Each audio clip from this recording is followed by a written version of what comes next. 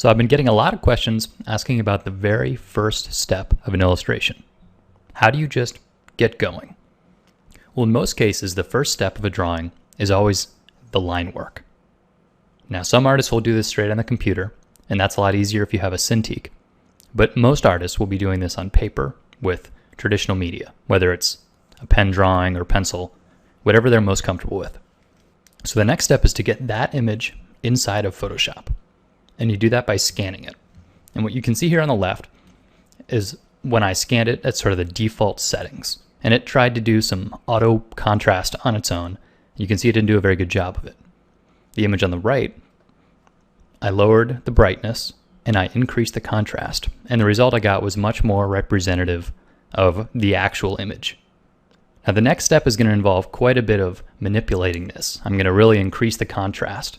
But it's still good to start with a scan that's as close to the real image as you can get. This way you have more options. If I were to have just accepted that first image, the one on the left, I would have been a little more limited in what I could do. It's already pretty blown out. So work with your scanner until you get an image that's a little bit more like the one you see on the right side. It's usually a good idea to save a copy of this scan once you've made it. So what I'll do is I'll make a copy of this, make a new document, and paste it in there. And for now, I'll minimize the raw scan data.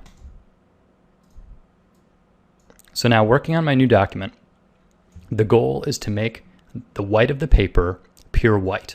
And I'm going to manipulate the image a bit to make this happen. So a good first step is the levels command.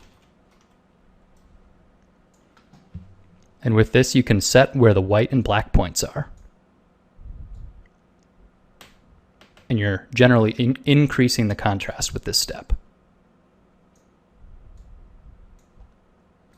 Now I'm going to do hue saturation and lower the saturation all the way down so it's black and white. And then do levels one more time. Now there are a lot of different ways to do this. I'm sure you've got your own method of making something black and white and adjusting the contrast. But I like to use levels and hue saturation.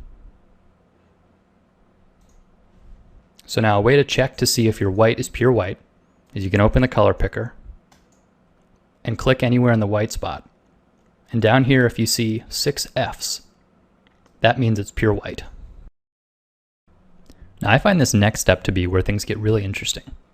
So if you're working with traditional media, you could lay down color, paint or pencil or something like that over top of lines. But what that does is it covers up the lines in the process. And even if you were to erase, you might also erase the lines with it accidentally. Photoshop allows you to separate them using layers. So here if you take a look at my layer palette, I've got 2 layers. I've got the background, which is white, and then layer 1, which I'll rename lines. Now I'll set this layer to the multiply blending mode. At this point, any layers that are underneath will have the line work put on top of them, but the white of the paper will be ignored. So let me show you what I mean. So I can paint what looks like underneath the line work. So even if I painted with opaque white, it would still be underneath the line work. And the reason that I wanted to make that original line art layer to have pure white for the white of the paper is so that I can still use the eyedropper tool when I'm painting. Because if the top layer were slightly darker, like that, like the original scan, then the eyedropper doesn't work the same anymore. So at this point, working underneath the line art layer, I'd begin to block in all of my values. And I'm not going to get in too far into the details of this. I'm going to save that for the upcoming video series entitled Grayscale Rendering. So look out for that. But for the time being, now you've seen how it is that I start an illustration. And there's really no difference between starting with a pencil sketch that's been scanned in or a line drawing done in Photoshop.